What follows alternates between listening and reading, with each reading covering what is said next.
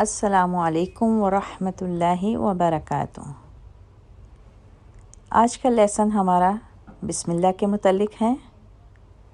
بسم اللہ کو بسم اللہ بھی کہا جاتا ہے۔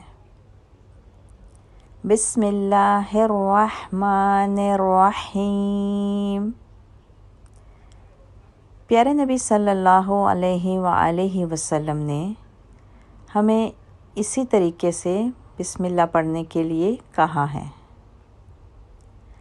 ہر سورت پڑھنے سے پہلے بسم اللہ پڑھنی چاہیے، سوائے سورت توبہ کے۔ بسم اللہ سے شروع کیے جانے والے کام میں برکت پیدا ہو جاتی ہے، شیطان دور بھاگتا ہے۔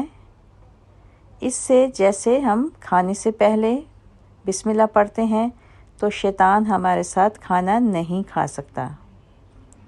اسی طرح سے جس بھی کام شروع کرنے سے پہلے بسم اللہ پڑھی جائے، اس کام میں اللہ کی طرف سے برکت شامل ہو جاتی ہے اور شیطان اس کام سے دور بھاگ جاتا ہے۔ اس کے علاوہ بسم اللہ پڑھنے سے دل میں اخلاص کی کیفیت مضبوط ہو جاتی ہے۔ سورہ فاتحہ سے پہلے پڑھی جانے والی بسم اللہ اصل میں اس سورہ کا ایک حصہ ہے، وہ اسی سورہ کی ایک آیت ہے۔ سورہ توبہ شروع کرنے سے پہلے بسم اللہ نہیں پڑھنی چاہیے، کیونکہ بسم اللہ اللہ کی نعمت اور برکت حاصل کرنے کے لیے پڑھی جاتی ہے، اور اس سورہ میں اس کی شروعات میں اللہ تعالیٰ کا غصہ نظر آتا ہے اور کافروں سے اعلان برات کیا گیا ہے۔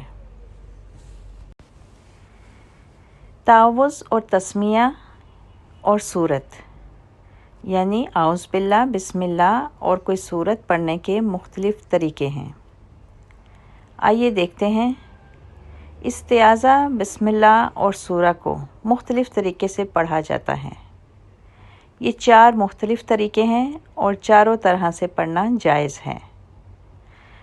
فرسٹ ون، قطع الجمیع، یعنی استعاذہ، بسم اللہ اور سورہ سب الگ الگ پڑھی جائے، یعنی تینوں کے درمیان میں سانس کے ساتھ وقف کر لیا جائے اور پھر پڑھا جائے۔ مثلاً اعوذ باللہ من الشیطان الرجیم،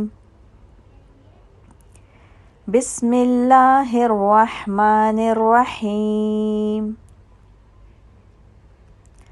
الحمد للہ رب العالمین۔ اور سیکنڈ ون، استعاذہ، بسم اللہ اور سورہ سب ایک ساتھ ایک سانس میں پڑھ دی جائیں بغیر وقف کیے۔ مثلاً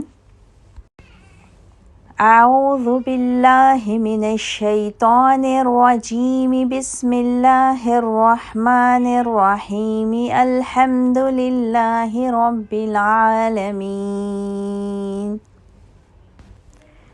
تھرڈ ون، استعاذہ پڑھ کے رک جائیں، پھر بسم اللہ اور سورہ دونوں ملا کر پڑھ جائیں۔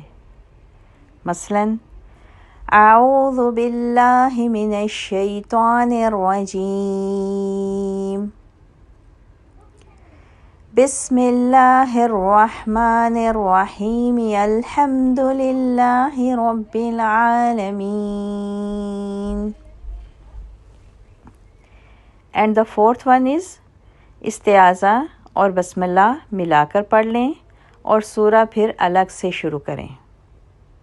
مثلاً اعوذ باللہ من الشیطان الرجیم، بسم اللہ الرحمن الرحیم، الحمد للہ رب العالمین۔ پھر سورت مکمل کی جائے۔